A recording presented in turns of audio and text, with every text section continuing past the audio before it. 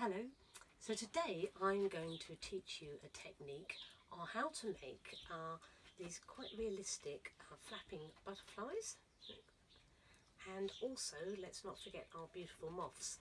So there are about 50 species of British butterfly. There's nearly 3,000 moths, but once you've learnt this technique you can basically make lots of different species. And here you can see these are practically all the British butterflies, and today I'm going to show you how to make this one here, a beautiful red admiral. This is a guide from the Field Studies Council. If you haven't got it, any butterfly book will do, but you just want some good pictures of each butterfly. And likewise you might want to get a similar chart.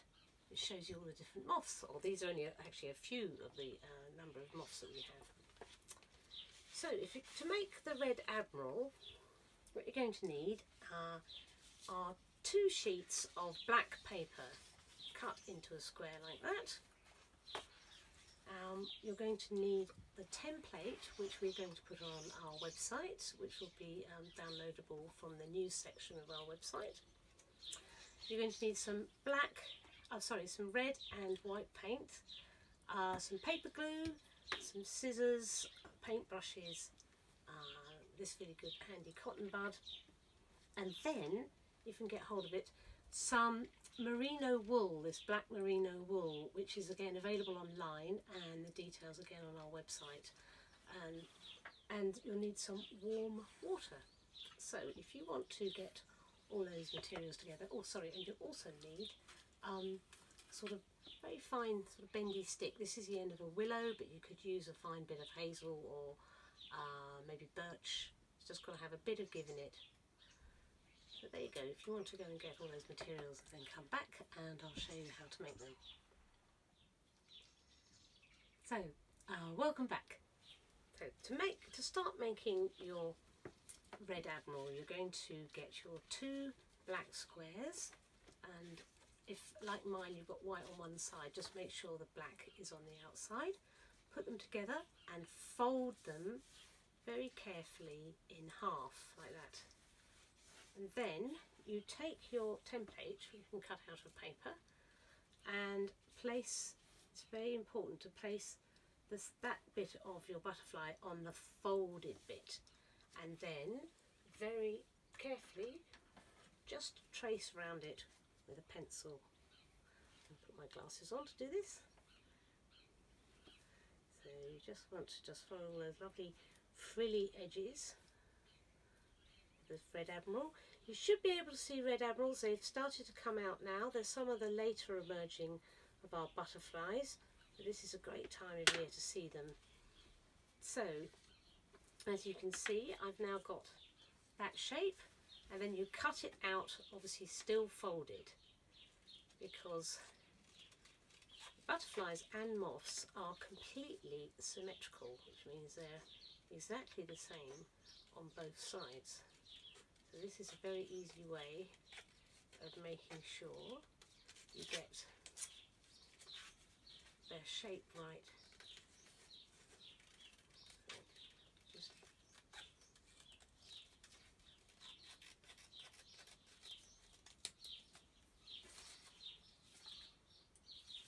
So now you should have 2 identical butterfly shapes like this, and so you're going to put the one that's folding that way just over there for a minute, and we're going to focus here on this top wing. I'm just going to put that there, and this is where we're going to use again, the beauty of symmetry is that you only actually ever have to do one side. This is an old art trick that I'm sure many of you might have done at school in your art lessons, where you've made butterflies, but often they were just sort of quite random, weren't they? There were lots of colourful butterflies, all sorts. But if you want to actually make a copy, like a proper British butterfly, you need to get your picture and have a good look at it. So here is my lovely red admiral, and as you can see, it's got two fantastic sort of red stripes here and red edges here, and then these lovely white blobs. So we're going to take the red paint first of all, and then sort of make that big broad blob of red there, and then down one side like that. And then I like to use these cotton buds if I'm doing sort of slightly more dotty work. And there's again have a really good look at your picture and try and copy it. The blobs, there's a bit of one up there, a couple of little dots, and then there's another little white bit here on that lower wing, and there's a bit of white on the edge there. So this is a fun bit, because you now just fold that in half and then gently tap all the way like that to make sure the paint connects. Don't rub it too hard, because you might then shift the paint in the wrong way. You just want to sort of tap it. Then, this is the great bit, you just open it up. There. Look at that. That's pretty good representation of a red admiral. So you want to put that one over there to dry. Now, of course, as always, here's what I made earlier. So here's what I did before.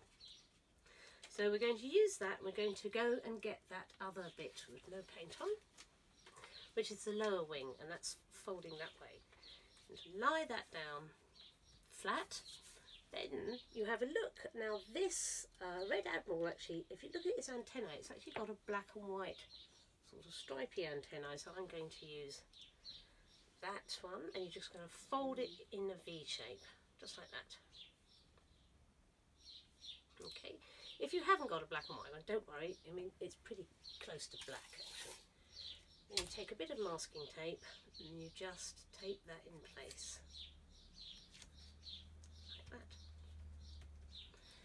Then you get your withy stick and you tape that in place.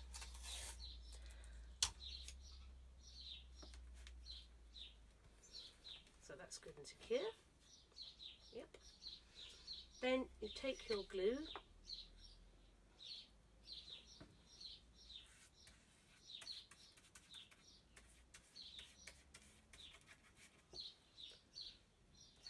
and you cover it all over this lower wing.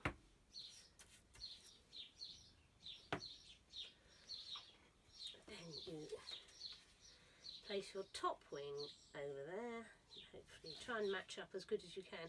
It won't ever be just perfect, because obviously you've now got you know, these pipe cleaners and sticks sort of slightly changing the shape of it. You just want to leave that to dry as well. Now the next thing you need to do is you need to get your piece of merino wool, and in order to get the right length you just want to sort of work out roughly. This is going to be the body. You want to make sure it goes at the top there and it gives it a bit of a tail, and you put it in the warm water and you're basically sort of felting it, making it sort of less fluffy and more into a shape, and you roll it like this, like a sausage, in the warm water. Just keep pummeling it about until you've got a good enough shape like that. Okay, and then you put that to dry. And of course, here's one I did before. So now you want to come back to your drying butterfly, and at this point this is a good time to just maybe trim off any of the paper that's showing from beneath if the sides haven't matched up quite perfectly. So I'm just going to... Now the beauty of this technique, it's the same for whatever butterfly or moth you are making. The key thing is to really look at the pictures and have a look at their patterns and copy them with your paints, And by doing so, you know, this will really help you to identify butterflies and moths when you're out and about, because sometimes they are quite tricky to identify because they move so quickly. So, but if you think, oh, I've seen that before because I've made this, whatever it might be, gatekeeper butterfly or something like that, you know what to look for. So there you go. So I've trimmed that off, and now I'm just going to take a last bit of glue here and just place that along the kind of spine, as it were, the butterfly, and then you stick on its furry body.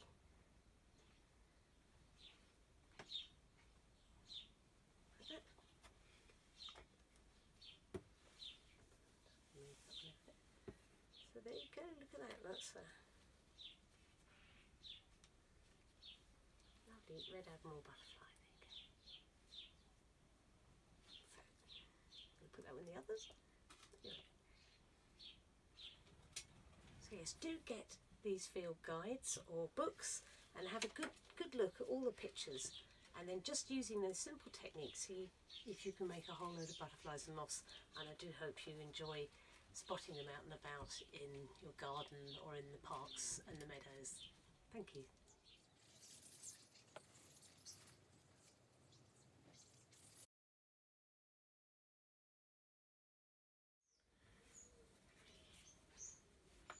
What do you think, Haddock?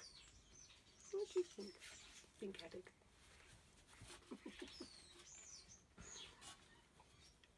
Hey Haddock, what do you reckon? Bye.